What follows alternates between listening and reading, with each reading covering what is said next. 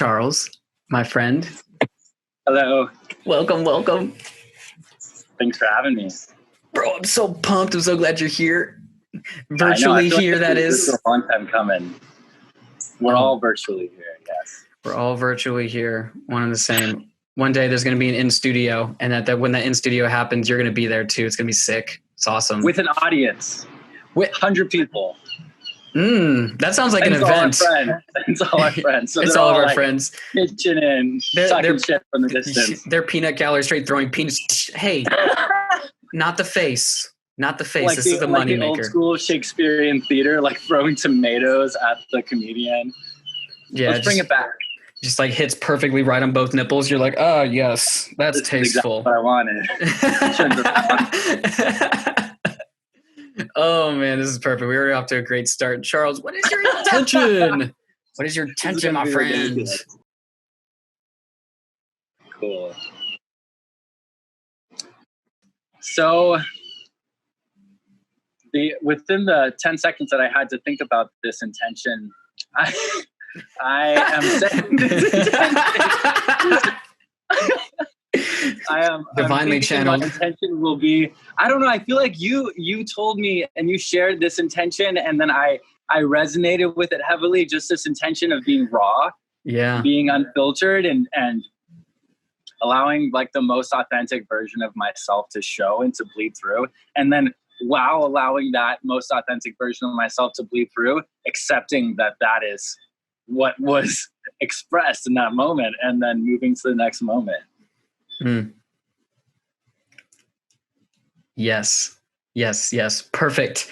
Which is new for me. For sure. I always bring real and raw. And that's one thing I've noticed. I'm going to say my intention, but just speaking to that, that's one thing I've noticed about myself is when I am being myself versus when I'm not. And it usually pertains to the group of people that I'm around. For example, when I'm around you in that group, I just don't give a damn. Like the number of fucks have depleted like very drastically.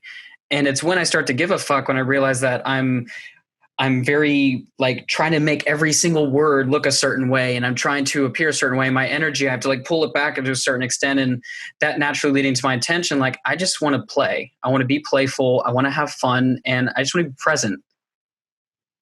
And when it's not those things, just being like, oh, look at that. It's not those things. All right. And here we are back being in this present moment, in the next present moment, in the next one. I think connecting presentness and play is very important because when we're at play, I heard somewhere that it takes like so many times to memorize something and to commit it into your deep understanding and deep memory. Yeah. But when we're performing that thing with play, it requires significantly less number of times to imprint it and to have it just established in your memory and in your knowledge and in your understanding. So I think play and presentness are just very connected. And when we're at play, we are more available and we have more opportunity to have a deeper level of learning and understanding. I think play is really important, and I don't think it's used quite as much as it should be in a lot of practices. Yeah. But I mean, that's the way it seems like society has almost like conditioned us to be in a way. It's like playing. The word play, I would most closely associate with like a child. Children play. They play with their toys. They play with their dolls. They're imaginative, and then at some point it's like, all right, kid, it's time to put the toys away. It's time to grow up. Go and finish your classes. Okay, now you finish your classes. Now go and do the sports. And it's just like this very regimented thing. And then we completely throw the idea of play out of the way. And I remember when I was in college, I got to a point where I was just working all the time. I was schooling all the time. And through a series of events, found myself in a place where I'm just like, man, really? Like there's got to be more to life than this. And one day I actually went to Lake Eola, downtown Orlando. I'm sure you're familiar with because we've been there a few times. We're familiar with. We've been there a few times. That's a bad spot. You know Colin Bartow? Mm-hmm. Yeah, so I was walking up to Lake Eola, and I saw some people doing what I now know as acro yoga. At the time, it was my first experience. I just see this like good looking bald dude, like chiseled up, like tattoos, like He's so very. jacked. He's such a just a good He's human, so but he's such a jacked. good looking jack human He's being. such a beautiful Love you, human. Colin. If you ever listen to this, I love you, Oh, Dr. Carlin Bartow. He just like came up to me just like all like happy giddy like whatever, and for me who's like very new to this like whole concept and everything, I'm just like like that's like let's say this other girl like they're just like doing these really cool acrobatic things. I'm like wow. And he walks up and he's just like, hey, what's up, my name's Colin, like do you want to play? And I remember when I heard that word play, I think I said these words to him. I was just like, I haven't had someone ask me to play since I was a kid. And to your point, not only is play forgotten, but there's probably some deep empirical evidence showing the ability, as you said, to mention between the correlation between presence and play, and that maybe when we get in play, it's almost like the analytical mind starts to shut down and we begin to tap into the parts of the brain where deeper learning starts to occur. So I could see that. yeah, and children have the most malleable minds of all of us, and they function. Children function through play. As a PTA, I'm a physical therapist assistant. I work with children. I work with pediatric physical therapy, working with severely autistic to mildly autistic children, and all of their work is through the filter of play. Whereas Mm-hmm. like when I've done my outpatient internships, it's like, okay, we have this list of exercises to go through now. Here's exercise number 1, 3 sets, and then okay, and then they're performing the reps like 1, 2, 3, just to get through them. But they're thinking, they're over here, they're like looking, what's going on over there, what's going on over there, what's going on my phone. There's no connection with the motion. But when I'm working with children, if I say that, if I'm like, okay, 3 sets of 12 reps, go ahead, they're like, nah, I'm gonna go jump off this like tower of mats over here, bro. I'm not gonna like sit here and count like reps with you. So you have to like create some sort of like scenario. You're like one of the scenarios that I create is like these obstacle courses where they're like races and I'm doing it with them. And so I'm like doing the exercise with them and I'm like, you gotta be quicker than me, let's go. And I turn into a game. Or like we're like I put them on something called a scooter board and I'm like, this is a race car and we're on a race and you gotta move faster than me and you gotta introduce everything through the filter of play. And I think we still need that as humans. Exercise is a really good example of that. I find like my most effective exercising sessions are when I get into like, you mentioned it the other day, this flow state. And I think the flow state is one of the closest things that we get to play as adults, when we get into some sort of flow state and we're just deeply ingrained with what we're doing. We're deeply ingrained with our activity, and it doesn't, nothing else matters except for the focus and the deep immersion in that singular activity. And that's, I think flow state is play. I think that's what that. I read a book. I'm sure it's sitting up my bookshelf somewhere. It's called Flow by Mihail something. Somebody will know, but I don't remember his full name because it was Mihail something. He has this really like German or Russian name that was very unpronounceable to me, and clearly to the point where I've done a poor job at actually remembering it, but somebody knows. Anyway, he in this book, because it goes like so deep into the science of flow. And I'm gonna have to review it because I honestly, when I was reading it at the first time around, it was just like so above where I was thinking it was going to go. Like the cognitive complexity of it was good. It was just like my brain wasn't ready for it at that time. And one of the things I do remember though from the book, however, is that it talked about being able to find flow in any activity, even the mundane. And ultimately there was a few key attributes that ultimately allowed us to identify if we were in flow. One is obviously a complete and total loss of time. There is no presence whatsoever of time. It's like, holy crap, it's been an hour. I thought it's been 10 minutes. That was one. Another one was like an absence of self, where it's it's like the ego mind, the analytical mind has decided to go and take a nap, and it's sitting in the crib whilst the, you know, perhaps the spirit, the soul, the essence has now hopped in the seat and is doing donuts around the donuts around the court. It's like, yeah, I'm fucking going. I'm so pumped. But inside of that, it's like being able to find ways to integrate that flow into other areas. So like, for example, even now, like in this podcast, like we can enter a state of flow if we allow ourselves. When we have a full absence of time, we have a full, like I'm so centered with you, like I can tell when I'm trailing off and I'm like, there's a thought. It's like, oh, I wonder if I needed to pay attention to that text. It's like, wait, that can wait. Like, this is what I'm doing. This is where I'm at. And kind of like to my intention about presence is being able to cultivate that and acknowledge when it's not that. Because that's one thing I've learned is that if something is kind of like nipping you in the butt, whether it's emotionally feeling like sad or anxious or grief, which amidst everything that's been going on with COVID, like I've had so many bits of that. And I've realized that trying to ignore it, the whisper turns into a shout, and the shout turns into like this incapacitating physiological experience. But the second that I was willing to acknowledge it, it starts to simmer and starts to go away. Because it's like a child that has like, that's like screaming and shouting for mom, and it really what it wants is just someone to acknowledge it and to see it. It's like, hey, look at me. And it's like, what? And it's like, hi. Like, oh, okay.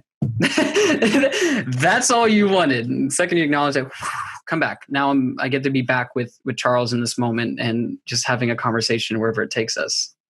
Yeah. That's bringing it back to children. Children are just such a great reference for these kinds of things, because I don't know if you remember, being a child when something's eating at you and like you're like, I have to act on this. It's like obsessive compulsive, but to like the most like extreme degree. You're like, okay, you have something in your mind and you're like, I have to do this, and then you do it, you get through it, and then you move past it, and then you're like on to the next thing. Mm-hmm. You're very easily like when you're able to move through things instead of moving away from things or around things, you're able to move through things and then into the next thing, like address it. I think that's a perfect way to explain it. I mean, I've been experiencing incredible amounts of anxiety on and off, and I'm learning how to, when I feel it, be honest about it and sit with it, and then work through it and do some work with it and move past it for whatever period of time until something else comes along, and then I look at it and I give it the attention and the love it needs once again, and listen to it, and then like look into it, look for what the kind of the deeper source of this anxiety or this insecurity or this feeling of needing something external that I can't currently see. I'm like, okay, I feel like I need something. What do I need? Listen to it. What is it telling me that I need?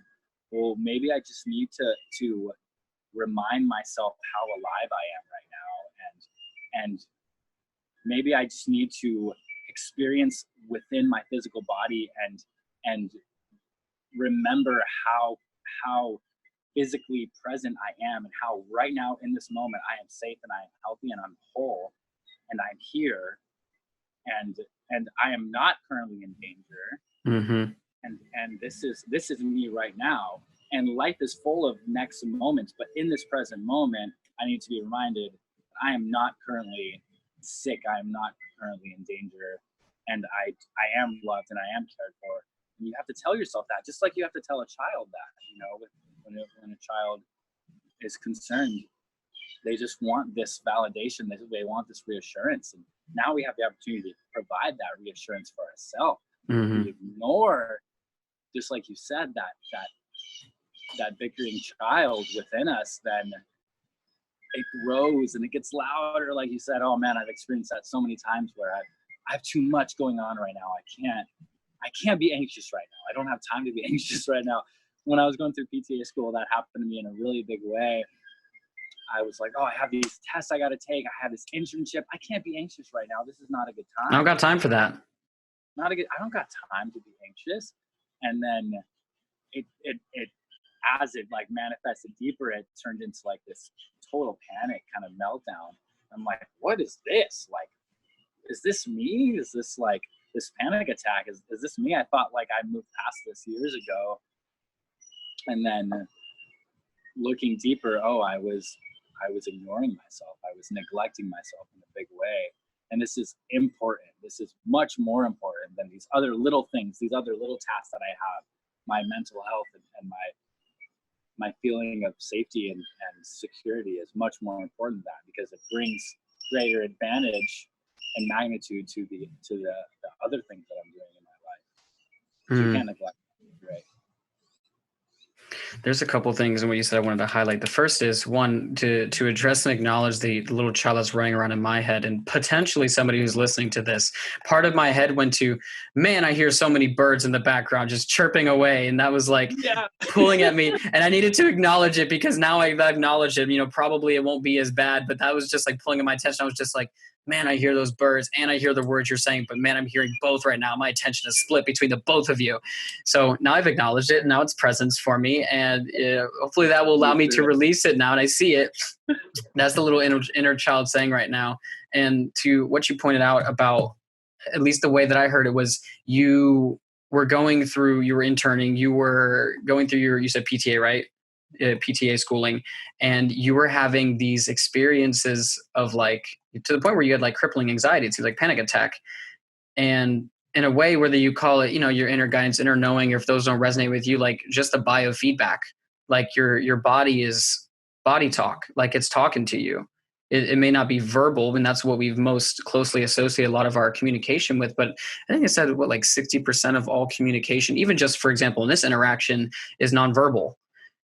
But when it comes to your body, it's pretty much completely, for the most part, unless you're really tapped into like your gut intuition, higher self, whatever word you use for that. A lot of it is, it's aches and pains. Aches and pains are, more about this than I do for sure. You obviously think this is your field, but like aches and pains are oftentimes like someone's knocking on your door saying, hey, your sprinkler, someone ran over, there's water shooting out. Like, you should probably address that. But we're just like looking at it. We're like,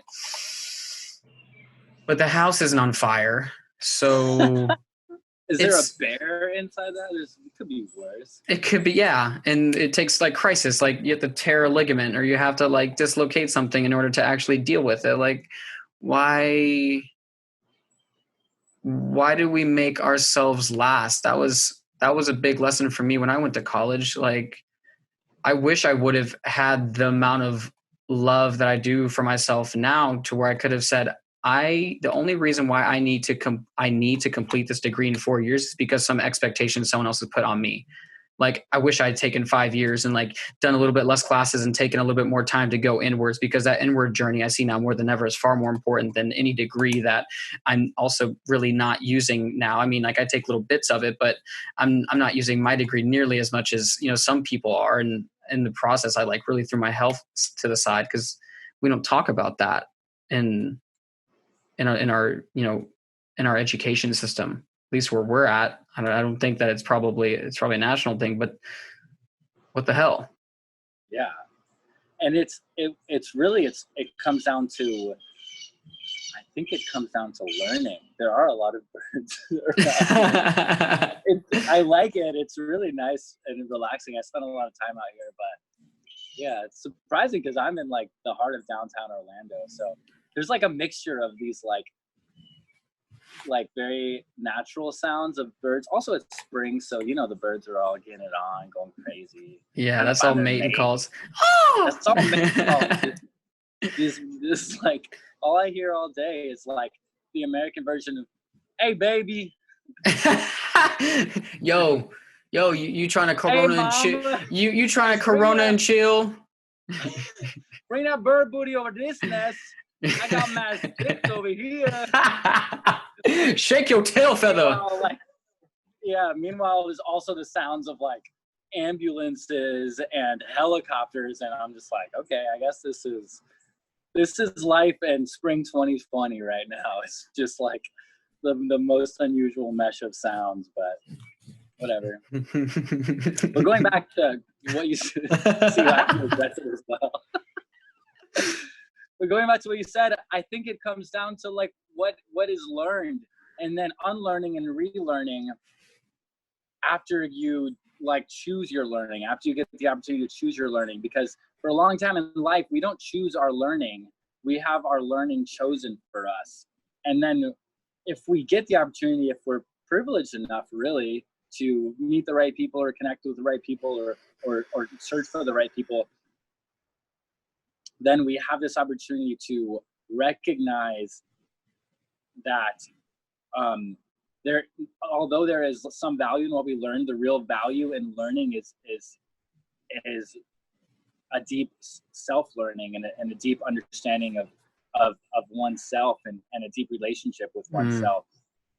And then there's a confusing time that comes after, like, man, why was I fed all this BS? And then, you know, like, you got to just let it go, and then you got to put the new work in. What's the new work? The new work is a deeper relationship with oneself, a deeper understanding, and it can come at any point in somebody's life. You know what I mean? It can come at, for you, what was like the age of like 21, 22. I think I met you when you were like 19. I don't know. You were very young, right? Has it been that long, yo? Yeah, I think it was when I first met you doing acro yoga. You were very young. I don't remember what age you were. I mean, I guess that would have had to have been, because I got into acro yoga in 2017. So maybe I was 20, but it doesn't feel like I've known you that long. But I guess it's been that long. You know what it was though, is we've been friends, but we haven't been close until recently. Like as close, when I say close, is like as close as I'd like to be, where we're actually like communicating on a reg. Normally it was like in between like frisbee sessions or doing some macro, but it wasn't until like Okeechobee when, at least I think, like we did like frisbee stuff, but it wasn't until Okeechobee when like the real bonding, I think, started to occur. And that was when I realized that there was like a soul brothership, like tribal pack connection. And that was when things started to shift. And that was also when I realized how at its core now, one of the most important things on the planet to me is my pack, is my community. Yeah, that was definitely a solidifying event for our relationship and our connection. For me, it started with you asking me to go to a show with you, or you just sent out some feelers for like, hey, does somebody want to go to this like concert with me? And yeah, and I was like, well, like this, I don't know Wolf well, but I like him a lot, and his energy is great, and I love this music, and I feel like we're both gonna dance hard. Because I love it, and I feel like he for sure. I didn't know that about you then. Yeah, you probably couldn't just assume it, but I love going hard. I love going hard so much. For me, it's one of like the most liberating and mindful. Oh no, who's mowing their lawn? This is not a good time. No, I think it's a street sweeper. I think they're just passing by. That's actually faint. I can't really hardly hear it. Oh, good. I hear it pretty loudly over here. But when you came over to my house when I was living at the old house over I remember near on the east side near UCF, and we chilled in my kitchen and we talked for a long time. And then we're like, let's go. We're going out to Guilt or Roxy's or whatever it's been called over the years. Yeah. And we went super hard and we lasted about 45 minutes and then got kicked out. It was very swift. Honestly, it was you're the only person I think I've gotten kicked out of somewhere with. Really? I've been kicked out of clubs more times than I am okay with, because I don't think any of them are valid at all. They're all situations in which I'm dancing and I'm not hurting anybody. I'm not kicking anybody. but I am making good use of my space that I Yep. have in that dance floor. And somebody's like, bro, you're going too hard. Like you gotta go. Like you're too intense. And I'm just like, this is dubstep. Like what do you think? How do you think people are supposed to move? Like, am I supposed to be like, yeah, good show, huh? Yeah, good. Yeah. Like, very good. Keep it up. No, I'm gonna Arms and legs and hell, your All of it, ears are getting man. into it. Everything. Ear wiggle. La, la, la, la, la, la, la. Yeah, you gotta go hard. And then when I saw you go hard too, and I was just like, oh, okay, that's my boy. Like this is gonna be my homie. We're gonna go dance together. And then when I realized you were going to Oki, that like, so like my excitement for Oki, like if this is a graph of my excitement for Oki, I'm like, all right, I'm pretty excited. And then hearing that Wolf's gonna go, like, way more excited. And then going to Oki with you, just experiencing that with you was just incredible. Dude, that entire experience was set up for perfection. I mean, minus all the what we believed were like communication, like breakdowns just in the beginning, like trying to get, I think there was 10 cars of us trying to get us all to Okeechobee. Oh yeah, the intensity of trying to get in. There was so much, bro, but it was so worth it.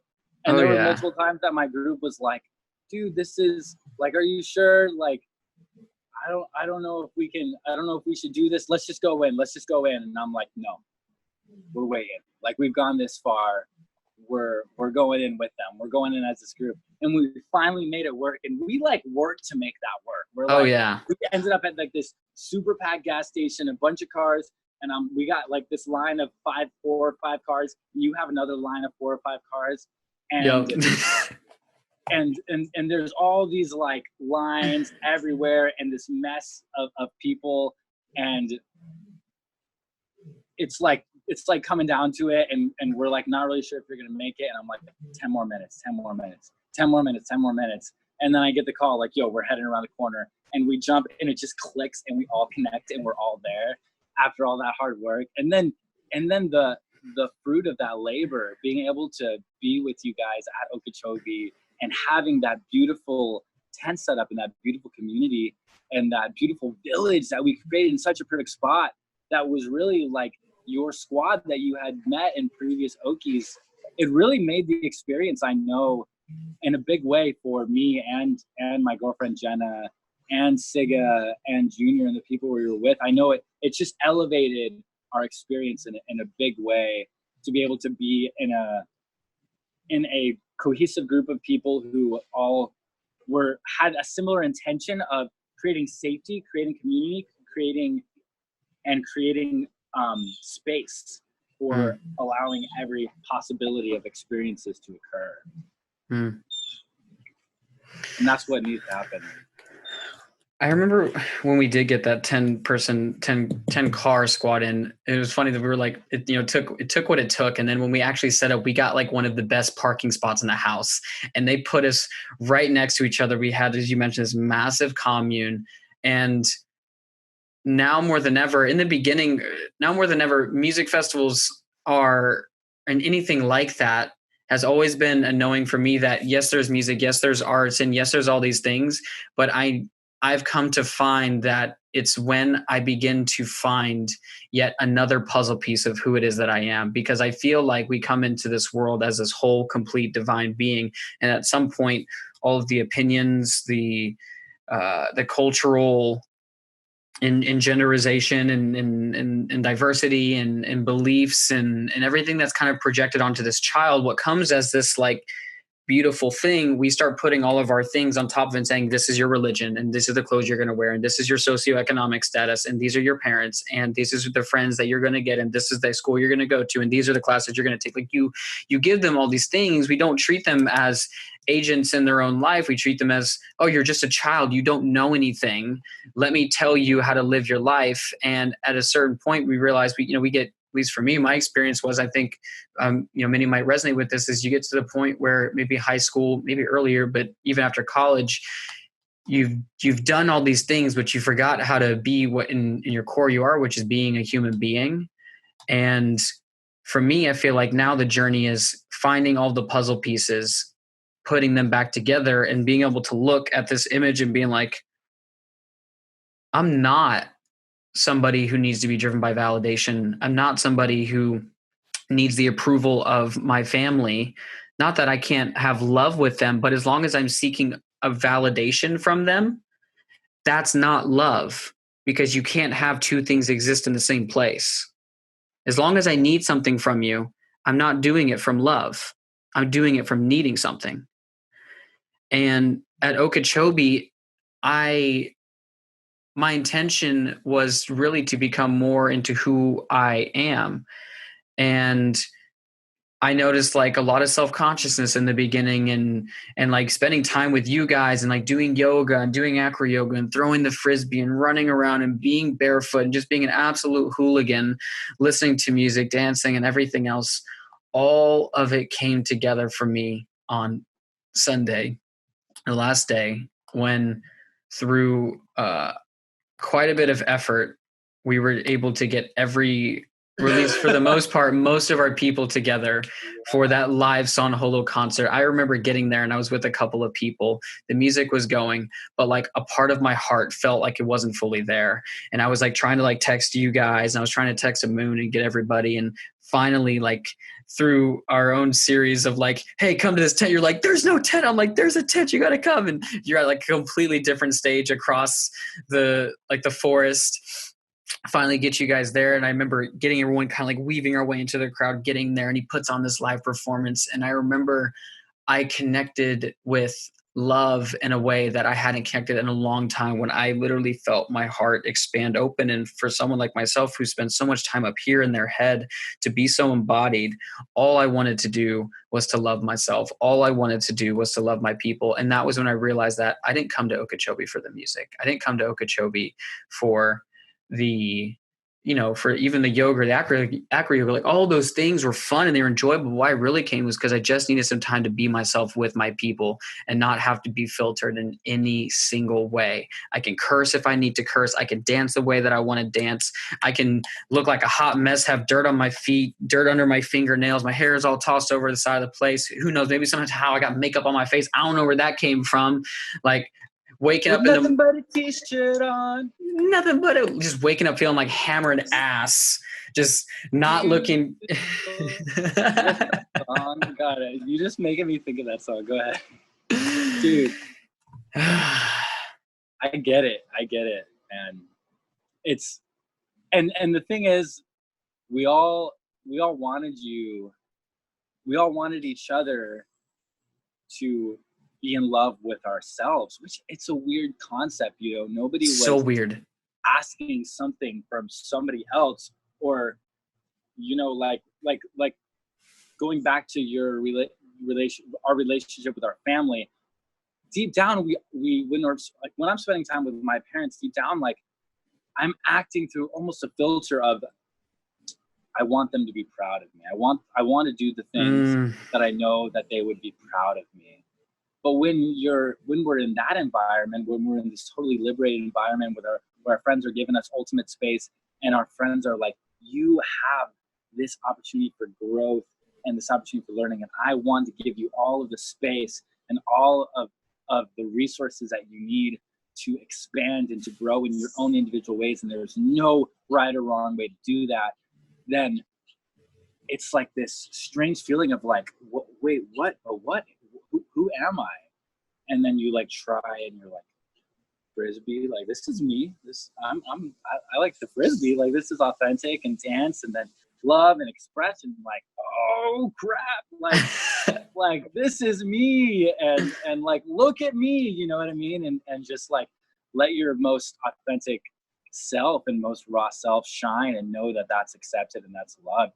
And really, that day that we were watching San Holo, and we were like, looking for you guys, and we're like, oh, like, okay, I think this is here. And we finally got to one place, and I was like, it was Sunday. I was feeling a little tired. It was like towards the end of the day.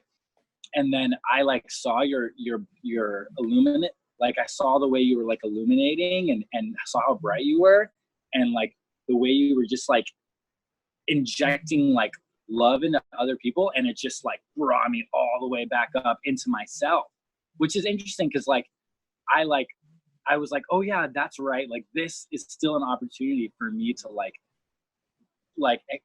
freely express love and open up my heart and show the most raw version of myself, and still be authentic, and this time should be valued heavily and should be savored. And you reminded me to savor that moment with you and with those people, and you being you being the most authentic version of yourself, Wolf, is an infectious catalyst for other people to be the most authentic version of themselves and to express themselves, because it's a reminder that we're all children and we're all just like playing, you know what I mean? And you brought that out of the group in that day, and I hope you know that you brought everybody to this streamlined level where it was like this same frequency, the same flow, and we were all flowing together, and it was beautiful.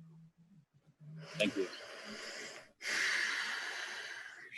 I appreciate the acknowledgement, and I also, not to deflect whatsoever, I hear that and I appreciate it.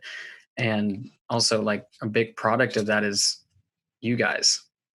Like, there's a big thing in my psychology, I think most people's psychology, that when we feel safe, we feel comfortable opening up to a certain degree. It's kind of like the old onion analogy. You're gently peeling back the layers. In the beginning, we have this mask, this front, this idea of who we believe that we need to be in order to be liked, to be accepted, to be validated. Because at its core, we're tribal in nature. Like, go to our roots. Like, being kicked out of the tribe is one of the most awful punishments that you could ever receive. Devastating. Mm-hmm. And for me, like, that was a real tribal moment where, and I love this analogy, it's like energetic ping pong. When I send, a nice fat overhand to you, you're like, fat backhand, like, you just send it right. Like, don't eat it, because then you've ruined the game. Don't eat it. The way you described it made me want to eat it. Well, let's at least get a couple pings, and then right at the last day we can eat it, and we'll go away like, oh, that was good. Yeah, belly's full. Ooh.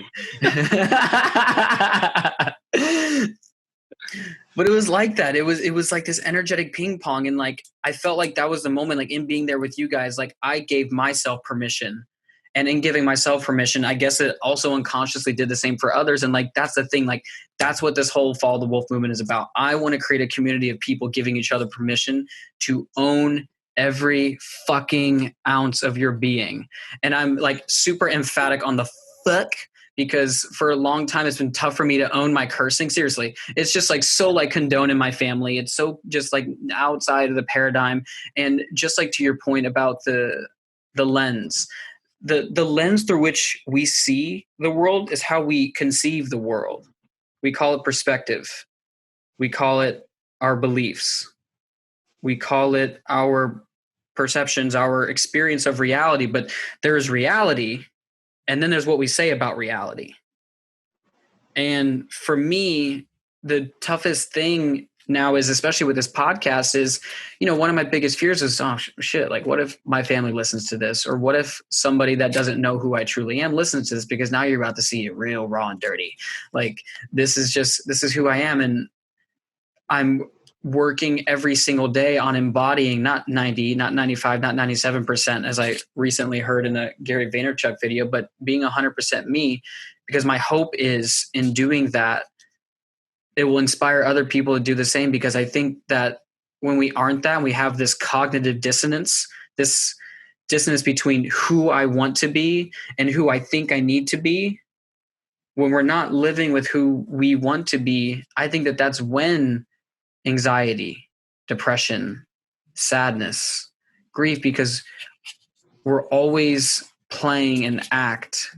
And my goal is to be so fully myself that it comes to the point where I can look my family, I can look anybody in the eye and say, in me loving myself and being who I truly am, I can now more fully love and openly accept you for not accepting me as I am.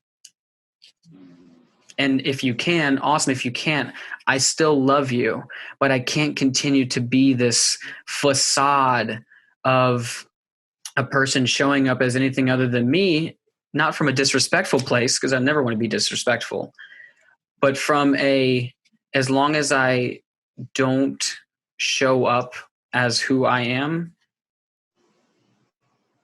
I will unconsciously never be able to fully love you as you are because I haven't fully loved myself as I am.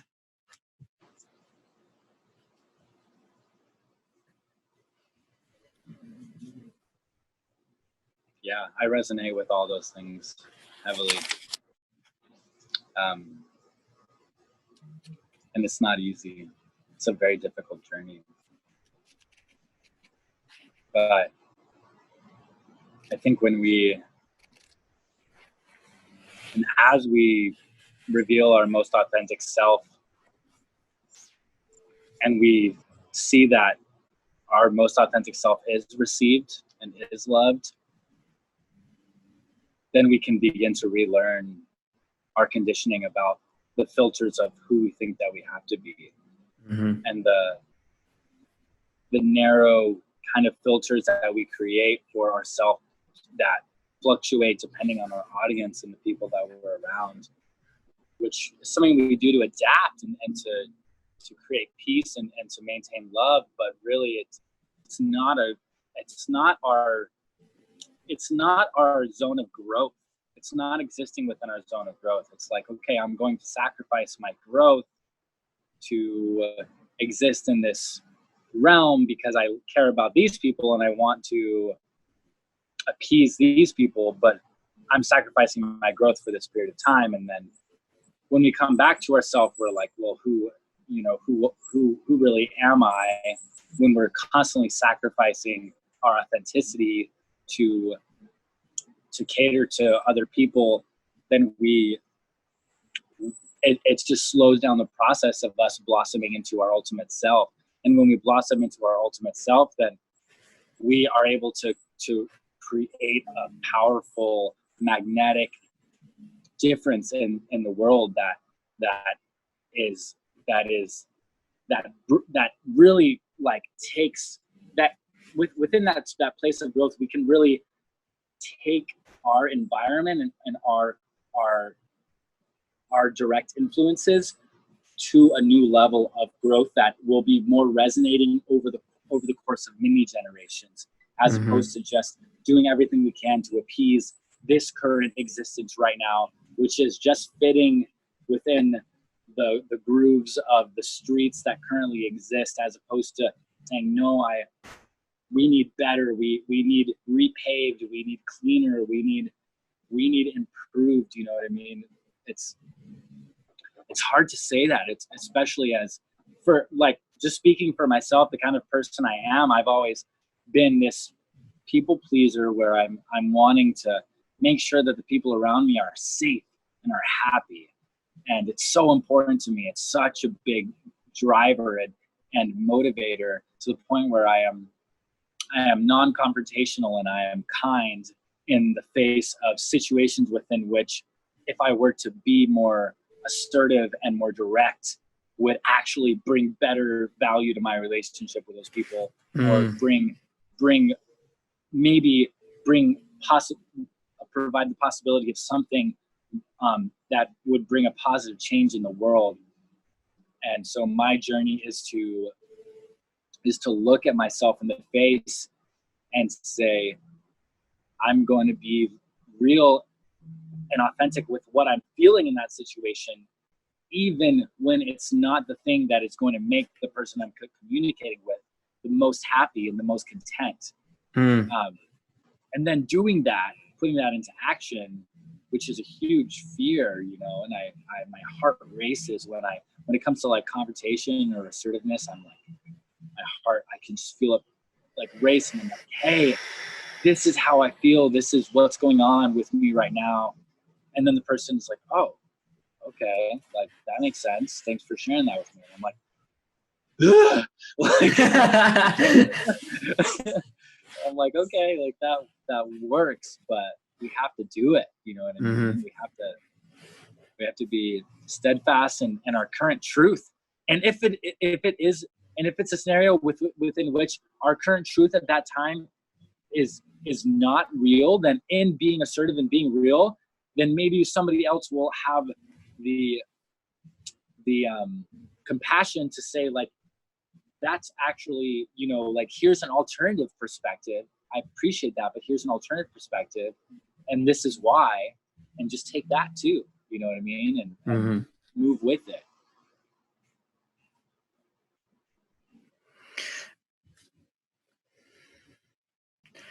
You make a great point about the piece in perspective and how, for example, like going and bringing that thing that's been on your mind to a person, like, yo, Charles, it really, really bothers me when you talk over me in conversation.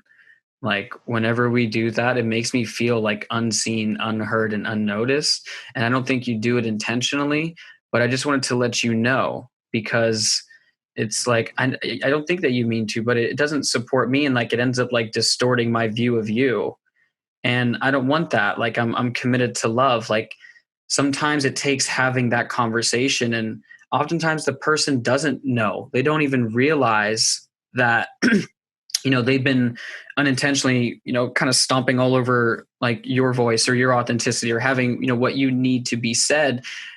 And the fear often comes up of, well, what if I speak my truth and it causes some issue over there with that person? But at a core level, part of me thinks that, you know, we could say that, but a lot of times it comes down to a wanting to be accepted on our own end. Like, oh no, if I say this and it could cause divisiveness. And the only way to what we want is through whatever garbage is kind of in that path. Like we said, like the acknowledging of it. But it's like with our problems, it's like a pimple. If you look at it from really far away, like in the mirror, it's like, oh, that might be a pimple. But if you put that shit under a magnifying glass, of course, it seems like it's way worse than it actually is. Like that in and of itself is like very similar to anxiety. Like what you focus on, where attention goes, energy goes. So if you're focusing on how bad something can go, not only, and you know, just to kind of go into like the energetic, the quantum field and all of that, in focusing on that, like the universe, the quantum field it's objective.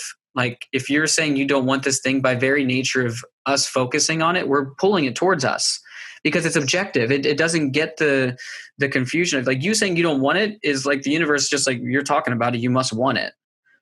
So in us, you know, focusing on this potential outcome, which may or may not happen, when the result ends up coming, it's like we've died 10,000 deaths just to get to this, you know, seemingly, you know, maybe 1 minute, 5 minute, 10 minute, you know, maybe it goes on for a week or a month type conversation that ends up in something deep. And this is something common, I think, inside of like committed, intimate relationships. When you know on a certain level that the person you're with, although you may love and care about them, there's something not quite right coming together.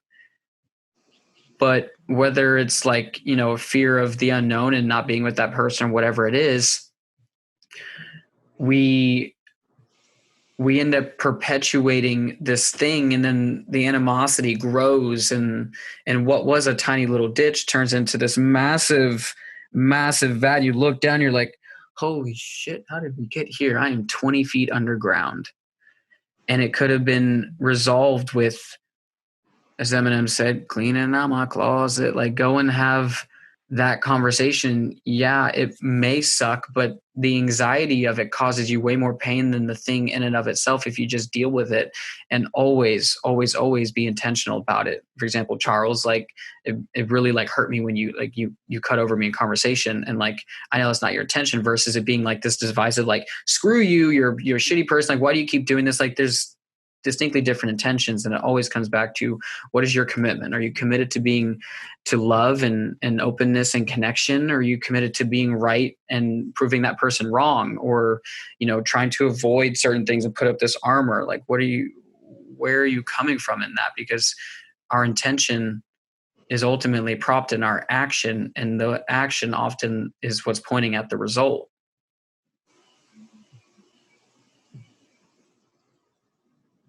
Yeah, it's interesting. I really felt that, like, when you created that, proposed that example of like, it really hurts me when you talk over me, and that, like, I feel like I'm not heard, or I'm not as important. I was like, whoa, did I like I like see that, you know what I mean? I was like, my bad. I didn't mean to go that deep. Crap. Like, that's like me. That's like my most, like, authentic version. Like, oh, I did something to, like, hurt somebody, or like something that I did, like, brought like sadness to somebody. Like, I need to address that immediately. You know what I mean? Like, Yeah. it's this. Yeah, it's so interesting, because you were using that as an example, but like I like felt it. I was like, I was there with you. I was like looking over, like, what I did. I was like, when did I do that? Do I do that? And how can I not do that anymore? Like, you know what I mean? Like, it's just but part of it is this desire for growth and to expand beyond. And when you're given this opportunity to, like, when somebody else gives us this opportunity, like, hey, this is coming from a place of love. This is coming from a place of, like, I care about you, and I'm expressing this strictly through the filter of I care about you. I think that this would bring so much more value to your life. Then you're like, well, now I have this physical understanding of what to work from. And now I can search deeper into that, because we don't always know. We don't know what we don't know. We don't know what we don't know. Yes. That's from that. You know what that's from. Yep. Landmark. Yeah. I got little pieces of that from my roommates. But I like that. We don't know what we don't know. And in order for us to know, sometimes somebody's got to be like, yo, like, take it or leave it, but, like, I just experienced this with you, and it's affecting my relationship with you. And then you're like, well, dang, what's more important? Is this thing more important, or is my relationship with this person more important? And that's, that's brilliantly said. You can move from there. You know what I mean? Because sometimes the thing that you are experiencing and expressing is more important to you, and does have more value to you than some relationships. You know what I mean? But you know what I mean? When your intuition tells you, and you learn to follow and trust your intuition, and understand other people's intentions and where things are coming from. And creates opportunity for more, as you follow your intuition, and it brings greater value to your life. Then you learn to trust yourself more, and it's part of building a relationship with yourself. But it's hard work, but it's worthy work. It's hard work, but it's worthy.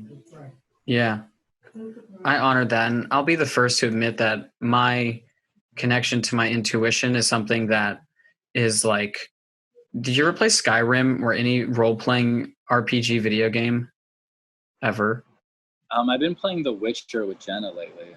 Okay, so I think that one's an RPG, but anytime you have like levels, and like each level you get like better gear, or like better weapons, or you get like add-ons. Have you ever played anything like that? I mean, 64, yeah.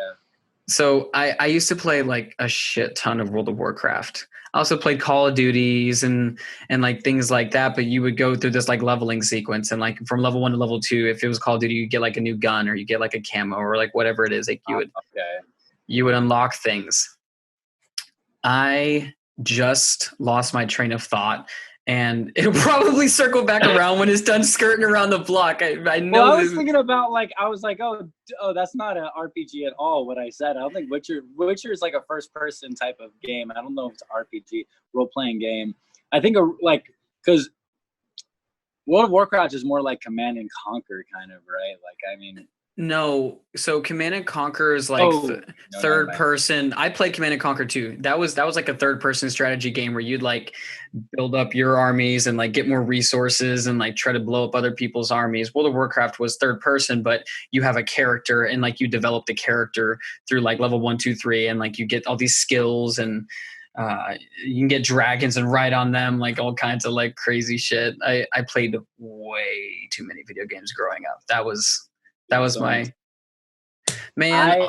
My family, there was like 4 years of my life where I didn't have a TV at all. I grew up in a house where when I got an N64, I got an N64 for like my 16th birthday, and it was one of the best moments of my life. But I didn't know it was gonna be used as a tool to like control me for the next 5 years of my life.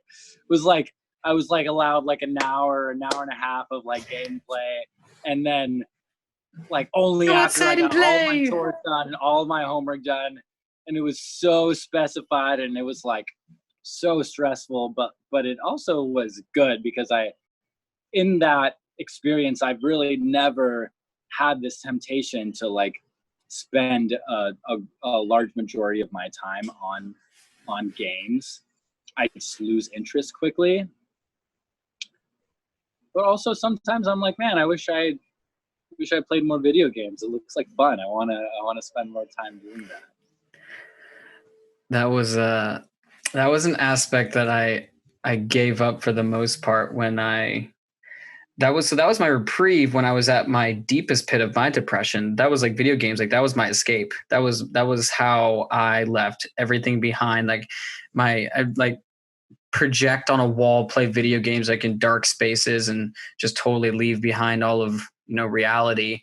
But I actually only recently, like my dad was playing Call of Duty. He just started playing Call of Duty, and he's like playing, and he's like, "You want to try?" I was like, "I haven't played games in forever," and like he's been like playing, and I went on and like popped up to the hardest difficulty, crushed it, and like walked down. He was just like, "Come on, like I still got it. Like I can still like I still got it. I can still remind your dad." Just gotta like, Dad, look, you can keep playing, but I will absolutely just mush your face in the mud and like crush you and like do it blindfolded and like with you can adjust the controls. Like you can have different settings where it's like this button's over here. I could like have all the buttons messed up, not know what they do, and just like I go to shoot you, but accidentally I knife you, and it's a whole thing. One arm tied behind my back. Really good. You're just like one of those characters that just has like insane luck, like you like slip and fall and shoot the right person. Yeah. The bullet bounces off the ground, shoots through a sheet of glass, and then that ricochets off of some chick's butt, and then like somehow that bounces off and like hits the dude, and it's just like, how did that happen? That just defied all logic on that like, one. Really makes no sense. You're like, dude, this is how connected I am to the universe. Like the universe literally serves me. I can walk blindly, and the universe will just put the right things in my path. That's hilarious. That's a good funny place to operate from. It's like the trust, like no matter what happens, the universe has got my back all the time. Yeah, if that was like the application of like reality, that would be kind of fun actually. Like knowing that whatever you do, just like you will be okay, and like the universe is just gonna create safety like for you, and the universe is gonna get you back. Like you've just like got that much karma. You just got like, so much built up karma that you're like, I'm gonna jump off a cliff without a parachute, and like an eagle comes and swoops you up and sets you in like a field of like strawberries, and you're like, nice. How did I get here? Wow, this is real nice. Oh, it's mating season. Yep, I can see that happening right over there. Y'all are really just in here back full circle. It was funny. Me and my dad always made that joke about how we wish there was just like unlimited respawns, like in a video game. Just like you could totally just like eat shit and you'd be fine. Like, oh, okay, I got unlimited respawns and unlimited bullets or whatever. Like, I got everything I need. I'm good. Like Deadpool, basically. Like, yeah. You could learn so much cool stuff. You would get so good. You would get so good at like some of the most ridiculously crazy things, like something like base jumping. You know what I mean? If I knew I could not die, I would base jump so much, and I would like get so good at base jumping. but the fear of base jumping has prevented me. Fear of death that's totally prevented me from doing base jumping. Also, it's expensive, but like, I feel like if somebody like handed me like, hey, go base jumping right now, I'd be like, no. Let me think about no. That. I don't trust myself in that.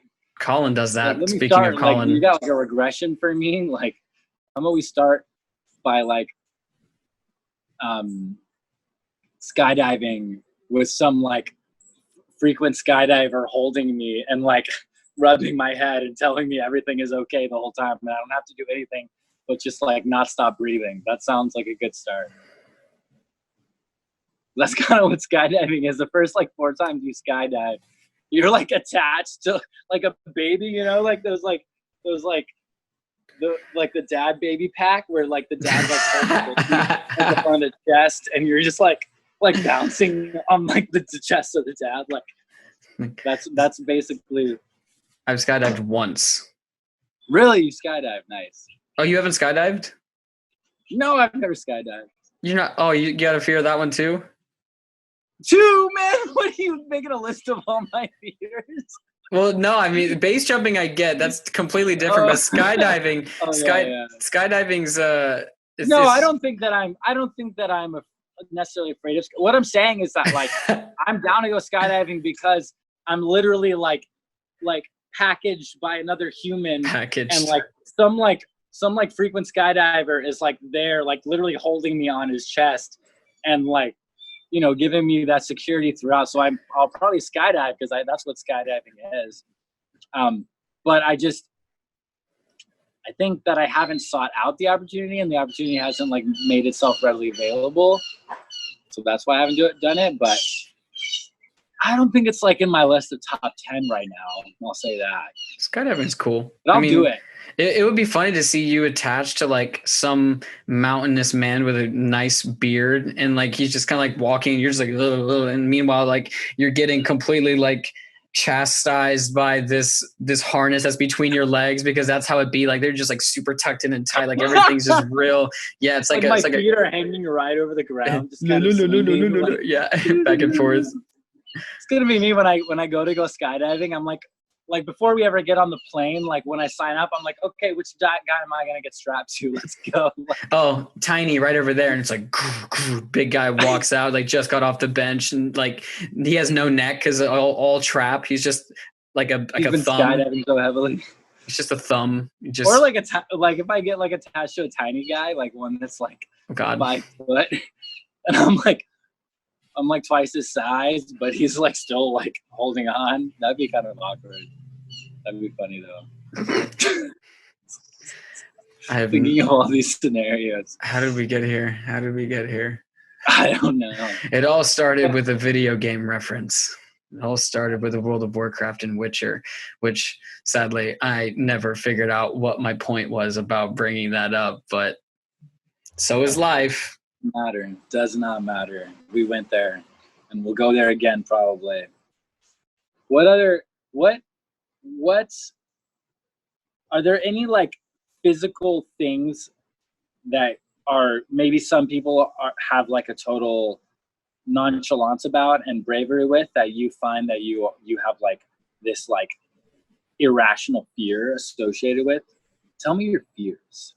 My fears. Spiders. Really? It's a healthy fear for sure. Like I don't fucks with spiders. Like although they're extremely tiny. I've actually seen black widows before. Or not black. Yeah, the black widows.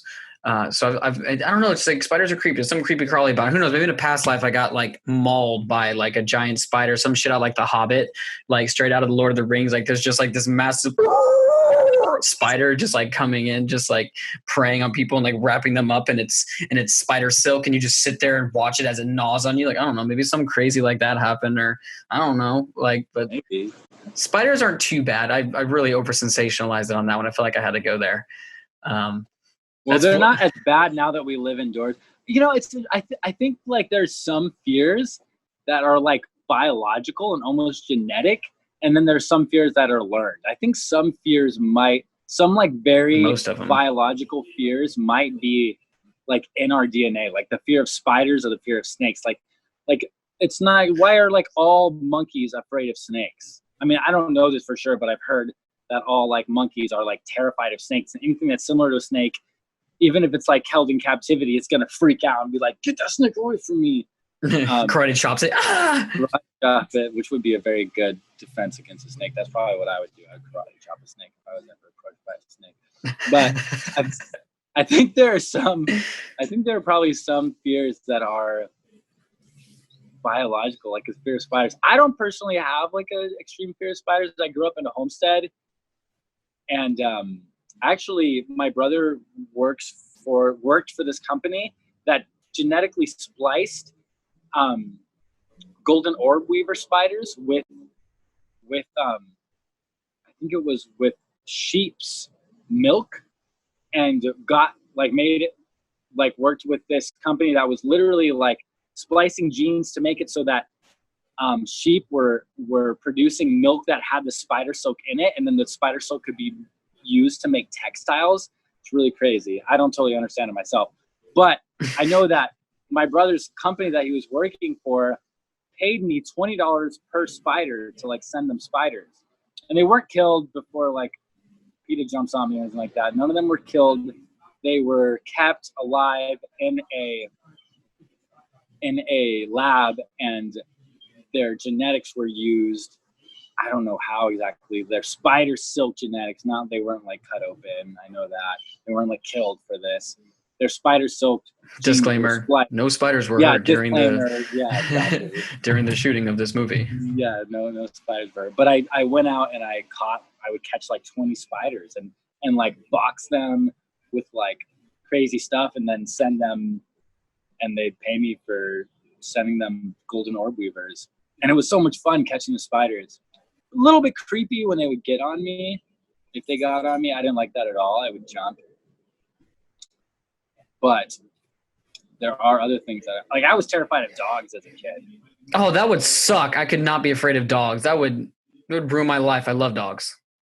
But I grew up in Homestead, and there were a lot of stray dogs. And every time I'd go for a bike ride, I would end up getting chased by some like neighbor with like a gate open or some stray dog. And I had to ride my bike everywhere. And so I was out in like kind of the country, and so I like developed this irrational fear. And then I'd go to my friend's house, and he had Labradors, and they would like play with me, jump on me, try to lick me, and I'm like, oh god, like climb up the tree and like knock them down from the tree while they're just at the bottom of the tree, like, yo, we're just trying to play with you. I'm like, no, you're gonna eat me. Like over here, like picking Charles out of their teeth. Like, oh, that was a good human. Oh, he's really. Any more? You got any more of that? No. Fine. I mean, they're actually like adorable dogs who would have. They're like drooling, like all happy, and you're over here like, ah! Don't even know that I'm terrified of them. Like, oh, we're running together, we're playing. No, I'm actually like running from you. I'm terrified. Mm-hmm. Fears are interesting. I mean, spiders are one. When I think of fears, most of mine now I realize are more.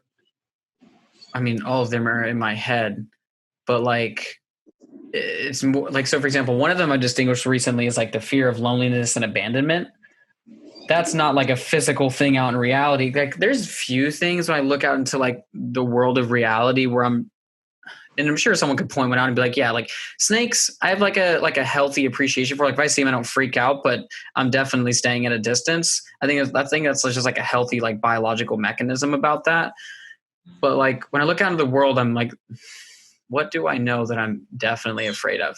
I mean, I could imagine if I did bungee jumping, I'd probably crap my shorts all over the place, but I'd have fun.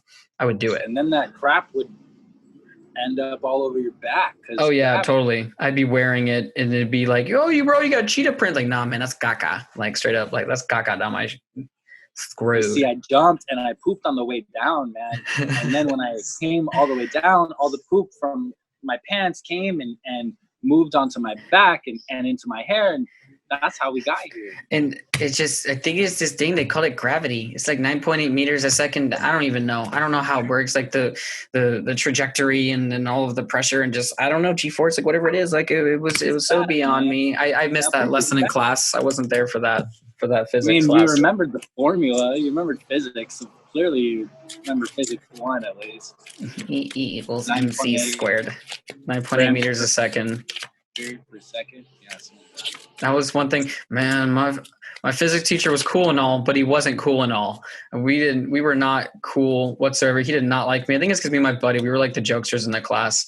And I really just couldn't take him seriously because he was like old and was like the girls' bowling coach, and he had like one arm that was like bigger than the other, and he'd be like kind of like flexing it and like hitting on the younger girls. I'm just like, bro, your entire everything is like off. Flexing his forearm? Yeah, like his like bowling forearm. Like, oh girl, forearm. Check out this forearm.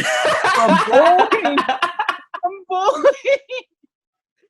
We didn't get along, man. I probably could have gotten a lot more out of that physics class than I did. Did you wear like a polo? Like a silky kind of like glossy polo everywhere? Not quite. More like that like checkered short sleeve. What would you call those? It would be like a checkered short sleeve polo, but not. It's like one of like those like sort of dressy, but like real just like a button down. Like what? Like a button down? Yeah, like a 3-button, 4-button type thing. Oh, 3-button. Okay, it's kind of like a polo.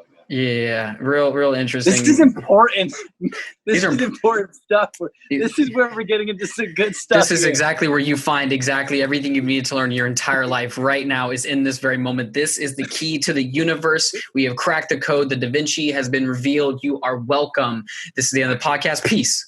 Just like cut off like that. Like that's it. We out. Enjoy that. Yeah.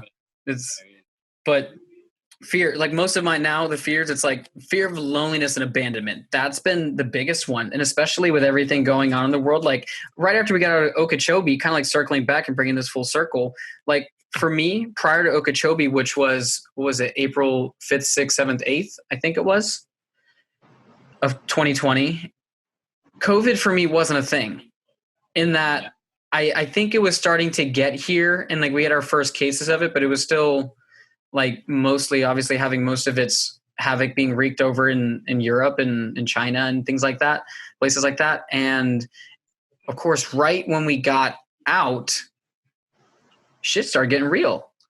And I went from pretty much like all festivals shut down, all events started shutting down. I went from like, oh, okay, whatever to, interesting to, oh, damn. Yeah. And now, we've been in, it's crazy to think about it, but I mean, hell, I think I've been in quarantine now for 4 weeks. And right when I got out of Okeechobee, I got strep, bacterial infection, and a virus, not COVID. And that was COVID-19. That was for 3 weeks. And I'd already been isolated. And, you and I, we've kind of been on this journey together in that, like, I've been doing so much personal work between yoga and meditation. And now we added Wim Hof. We fasted for 48 hours. That just ended today. Like working out every single day, like building this podcast and doing all these things. And then I realized that kind of circling back even to the beginning of the conversation, we talked about body talk, like the thing that was beckoning for my love, ironically, right after Okeechobee, when we talked about heart and love, was my heart. And my heart was just like, oh man, like what is this? And it became apparent to me that I was constantly externally seeking validation from people outside of myself. And I was like really yearning and craving, like straight up like cuddles. Cuddles is like the thing that I've been missing the most. I'm like, it could literally be from anyone at this point, anybody who's like open enough, just like, all right, let's just like not do anything for a little bit. Like that's been one of my biggest fears. So they've been more intangible for me lately. It's more in the subconscious beliefs of my brain and like that unhealed child self, so to speak, because my parents divorced. I think that's probably where it came from or something in that facet. I'm not really certain. I haven't fully distinguished it, but that's mostly where it comes from. Yeah, it's interesting you bring that up. I was talking to Jenna today. Jenna was expressing to me that, she realized that like the lack of like ability to cuddle and to hug people is like affecting her. And I find that it's although I am much more like I am like, don't hug me, like don't shake my hand, you know what I mean? I'm like practicing this thing of like, I don't have any obligation to shake your hand or hug you. And I don't want you to put that on me. And I'm not going to do it because like You I'm expect it. I'm not yeah, exactly. I'm going to set this standard here, but I think it's also affecting me because I'm, when I see people, I'm, hey, like, what's up? Like, I love you, I care about you from way over here, but I'm not like embracing them that I used to, and I'm not definitely not embracing as many people. Even my roommates, they're some of them are still working, coming and going, and I'm not as intimate with them as I once was, out of this like sense of like, I want to do everything I can to reduce the spread. And I want to come out of this knowing that I did everything I can and I did my part to help to keep other people safe and alive. That's what's most important to me. But also, it's this strange, like, it's this paradoxical situation because Yup. other than this in our lives, we're always told, get out there, go connect with people. Oh, you're hurting, you're sad, break out of your shell a little bit, go embrace somebody, go be vulnerable around people. You know what I mean? That's like the antithesis of what's happening. That's contraindicated in this situation where we are told, Antithesis. Love that word. Sorry, continue. yeah, that's where we're not, we are told not to do that. And it's weird. We're like, how, like, that was one of our coping mechanisms, but what, like, let's call upon these other coping mechanisms, and let's make use of these other coping mechanisms. But it's such a strange world, and I'm glad that we're doing this in the middle of this, because this is going to be something that years down the road we're going to remember this and be like, yo, I did this podcast, and like, we talked about what we were going through. And honestly, I need to talk about it every day. I need to talk about True. what's happening. And for me, that's one way that I deal with it, is like, like, this is uncomfortable. I'm feeling anxiety. I have a fear of a loved one getting sick. I have a fear of getting sick myself. You know what I mean? I have a fear of spreading this horrible disease that is very uncertain and unknown. And that's okay, because that's the reality of what we're facing right now.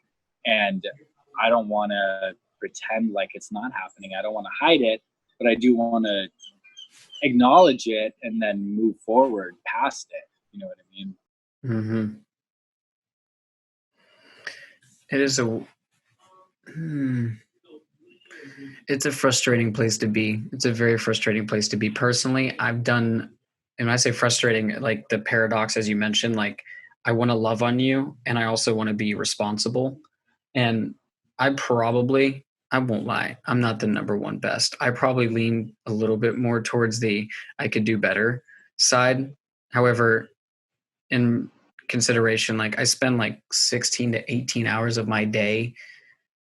No, 21 probably about 21 hours of my day in the same room, in the same four walls, pretty much. Yeah, that's intense. And it can be a little bit maddening, because at a certain point you are running into, like, it's like my big fascination recently has been neuroscience, neurology, and how our thoughts and our feelings and our actions ultimately are our personality, as Dr. Joe Dispenza would say. And our personality is our personal reality.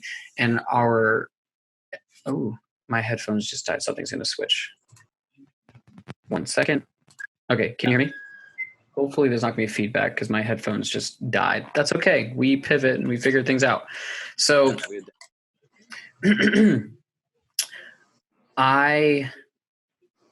one of the things that he points out is that our external environment, like things outside of ourselves, can elicit thought and feeling patterns without our conscious knowing. So, for example, if you were to see an ex in public whom your relationship just ended real shit, all of a sudden you just seeing them, it triggers an immediate thought. Thoughts have physiological feeling effects. It hits you right in the limbic brain, hits you in the feelings, and the end product of any experience is an emotion. You're, in essence, as he points out, you're living as a product of the past. And I bring all this up because when you're in the same four walls, or you're looking at the same things all the time, or you're doing the same things all the time, your thoughts, your feelings, your actions become the same. You're, in essence, living in the past every single day. You might have slight deviations, but they're saying that currently like 80 to 90% of our thoughts are the same as the day before. And Mm-hmm. And we have like, I think it's like 60 to 70,000 thoughts a day. Like if 90% of them, 80 to 90% of them are the same, and 80 to 89%, 60 to 70, I think they said, are negative.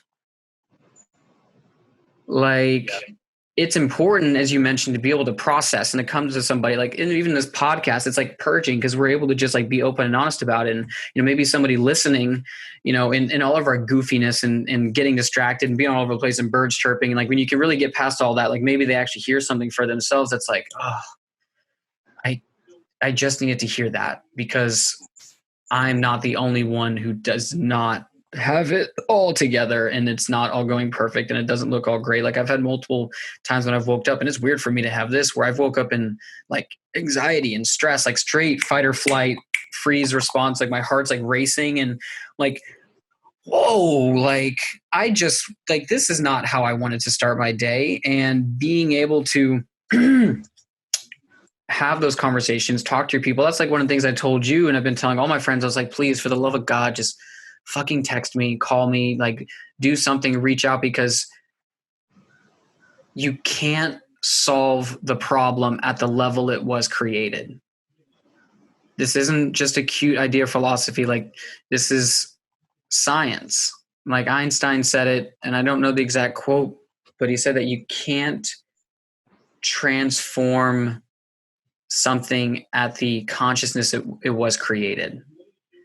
If you're in a consciousness, the context of anxiety and fear, and to give kind of a framework to what context is, context gives, and this is something from one of my coaches, it's one of the most brilliant things I've ever been taught. Context gives space to content. For example, if I hold up my finger and I say, what is this in the context of numbers? You'd say 1. If I said, what is this in the context of directions? You'd say up. So what is this in the context of fingers? It's the pointer finger. So context gives life to content. So if my context is anxiety, and I can't solve the problem at the level it was created, meaning I'm already having all of these thoughts inside of this context of anxiety, me trying to think about it only drives me into an even more agitated state of that, because those thoughts lead to more thoughts, and in and of itself, like those thoughts are feeding themselves nastiness and poison. It's being able to reach out to your people. It's being able to just say, yo, Charles, I feel like Dookie, and my thoughts are at a civil war right now with themselves, and I'm fine. I just wanted to let you know I'm fine. Like I'm going to be okay, but I just had to get out of my own head about it, because it's not serving me. It's really crushing me. Like I think there's something really important about being able to hold that space for somebody and have them know that I got you. Yeah. And I think we all need that right now. We all need to break out of our own thought loops and thought circles for a moment and talk to somebody who really cares about us and who can offer us insight from a different context, just like you said. I find that I'm needing that frequently these days as I like get trapped in certain thought patterns. I mean, I've always had anxiety. It's been a passenger in my life for all of my life. Fortunately, I've learned how to accept it and work through it, and give love to it. But stuff like this, what's going on right now, is really just, it's a huge exacerbator of those kinds of tendencies. And it's for me, it's like an ultimate kind of learning and growth experience if I choose to see it that way. And it's hard, but it's what is currently. It's what it is right now, and it's what. There is no other this. There is only this reality. Like you said, like there's my thoughts, and then there's reality. Reality is going to be here no matter what. What I have control of is my thoughts and the direction of my thoughts,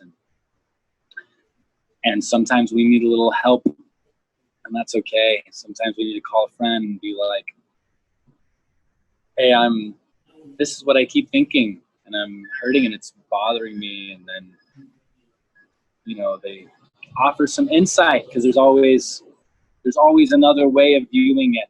There's always another realm. There's always another filter. There's always another perspective that can break you out of these cycles and the cycle that we get into.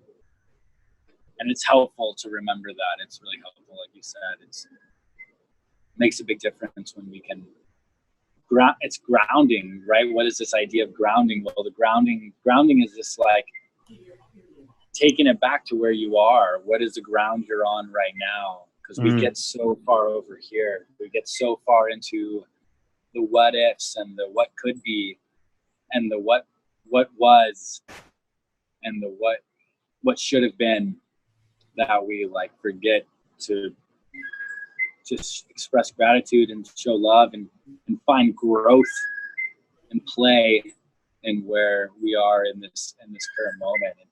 And as I'm saying these words, I am reflecting on how much of a hard time I've had personally with that,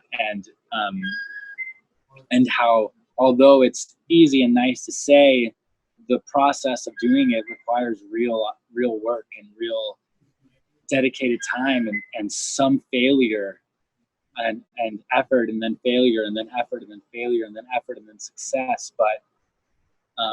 But it's so real, and it's so much our reality, and it's very human, it's very raw, it's very much who we are. And sooner we just accept that we are emotional and hurting, but also growing and opportunistic and adaptable beings, sooner we can begin putting work into grow through our challenges. And to those of us who survive, will be the vast majority of us, there will be this beautiful sunrise on the other end, and there will be this beautiful re-becoming and reintegration and embracing and joyous celebration of life and of love. And it will be global, unlike the world we've never seen. But right now, in order to get there, we need to suffer and go through this hard time and experience all the feelings and feel all the feelings and all the emotions, and just dive.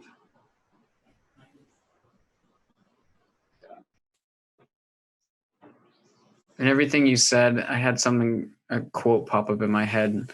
If this isn't the person who had actually said it, I'm sure someone's gonna be like, that wasn't who said it. But I think it was Gandhi who said that if you want to know where you're supposed to be, look at your feet. And now that I'm thinking about it, I don't think it was Gandhi. I think it was someone else, and it's totally leaving me, but the quote still stands. It's still great. And that is, if you want to know where you're supposed to be, look at your feet. And I will be the first person to admit that one of my deep rooted fears that I'm currently reprogramming is the fear that I will only ever be good enough if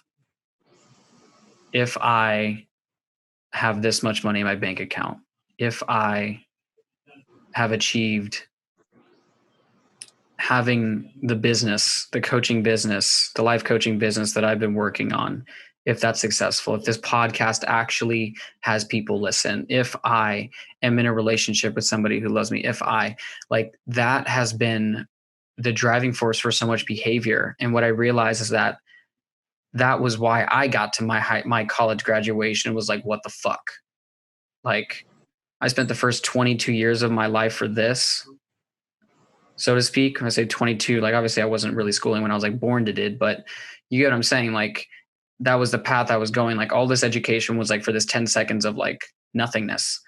And it became this, well, you know what? Maybe that's not it. Maybe it's this thing, and maybe it's this thing. And it's like this mule trying to chase around a carrot. And we get in this hamster on a wheel rat race trying to, go. But what now I am focusing on more than ever is where I'm supposed to be.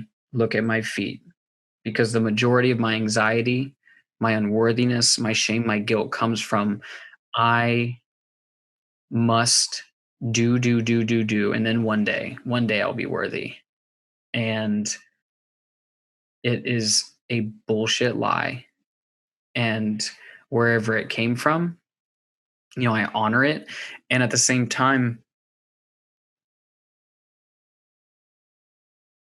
every sense of joy, of peace, of fulfillment comes from being exactly where you're at and knowing that this is where I'm supposed to be.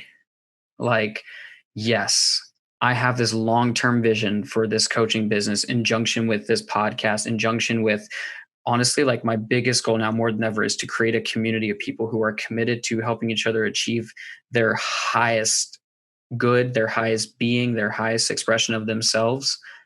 And where I'm at is right here in this moment with Charles, and we're doing what we need to do. And these are the steps that need to be taken in order to be able to look back 5, 10, 15, whatever, however many years it takes for it to give wings. But these are the times, these are the lessons that are laying the foundation for who it is that, or what it is that this follow the wolf movement is about.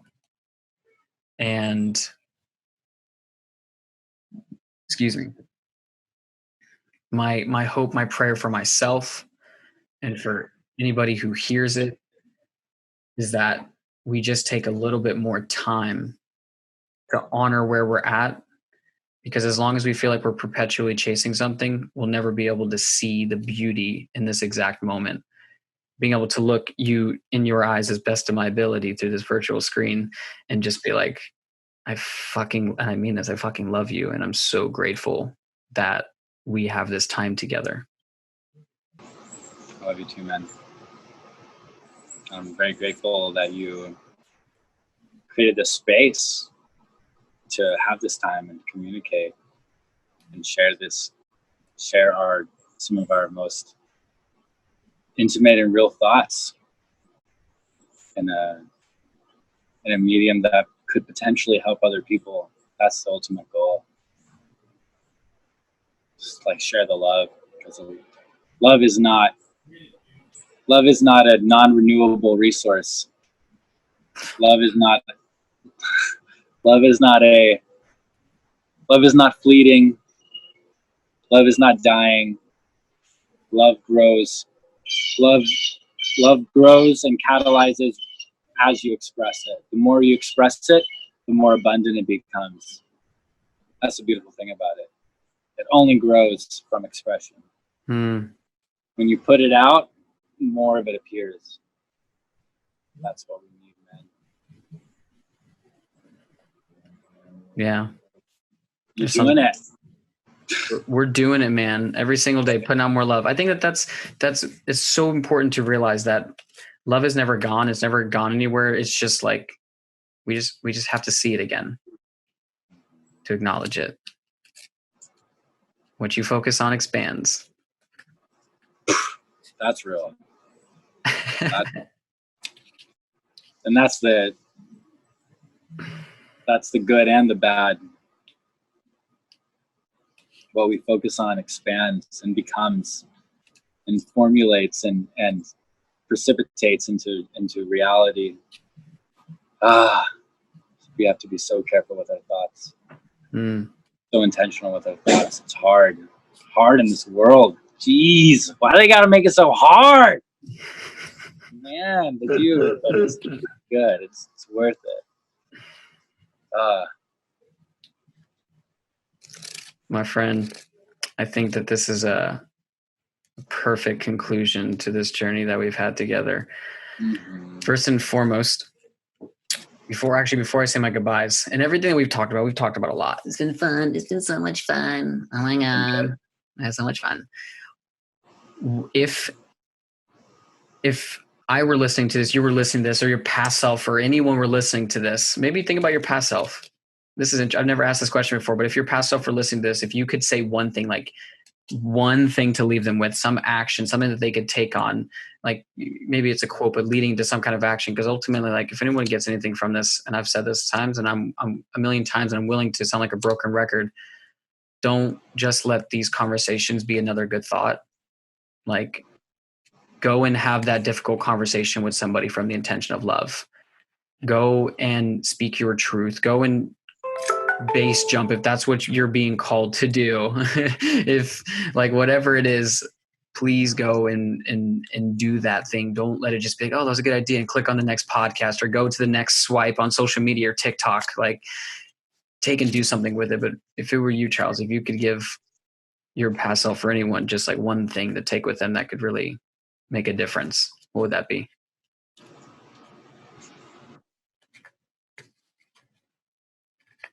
It would be to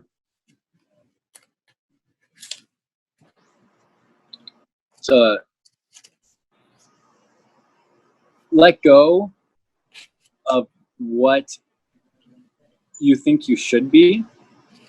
Let go of what you think society and I don't even like the word society. I wish it was a better word. It's so played out. But generally, your parents and the systems which which have been exerting some sort of influence on you throughout your life want you to be for a moment, not totally, because there's purpose in everything, but for this time that you have right now, really, it's important. Trying to say some wise shit right now. Helicopter. Yeah, it's okay. I'm sure the helicopter doing something important. But for this time, give yourself time. 1 hour. Give yourself 1 hour to explore who you truly are, and to whittle down all of the things that you were told to be into who you truly believe that you are, and then accept who you are. Accept that first. Bring acceptance and bring love and bring life, whatever that is, who you truly are, whatever that might be for you, even if it's scary, even if it's uncomfortable for you to witness yourself in this most authentic way. Just douse it in love and douse it in care, and then move from there, work from there. So brilliant. It's perfect. Charles, I really do thank you for that. And it really perfectly ties into this kind of conclusion, kind of bringing it all together. For one, if you're listening and you want to get in touch with my man Charles, I'm going to have those details in the show notes. Is there anything in particular you'd like to say to them, whether it's like, follow me here, check out this, anything that pops in your head? Well, the primary place that I post things, and just I never explained this, but I'm a movement coach. I am a physical therapist assistant. I have a license in therapy. I'm also a fitness trainer. I've been doing personal training for over almost like a decade now. I think Wow. Going to be a decade next year. And what I care and am very passionate about is helping people connect with their physical body in a way that is authentic and real and true to their desires and their goals. Kind of tying back into what we've been doing this whole time. I try to help people find what the expression of movement and the expression of health and physical health that is most authentic to them, and capitalize on that and make sure that is performed safely and effectively and in a way that's going to bring longevity and value and health to their joints and to their physical body over the course of their whole life. I'm an educator in that sense.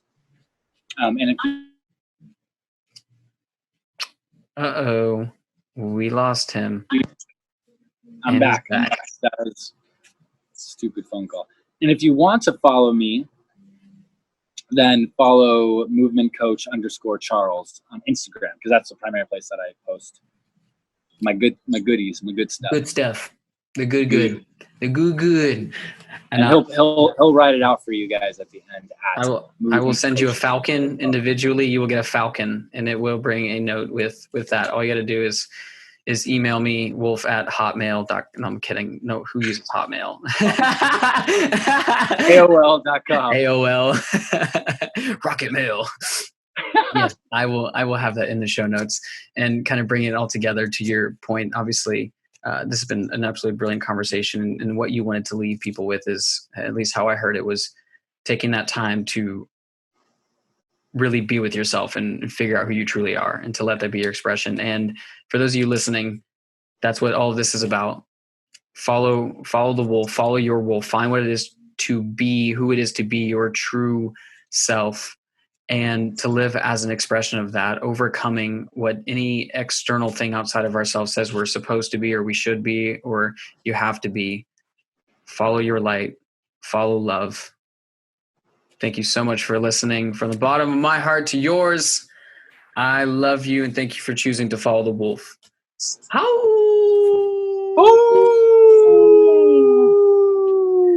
Thank you for having me, brother. It's been a joy. Thank you. Love you, friend. Man.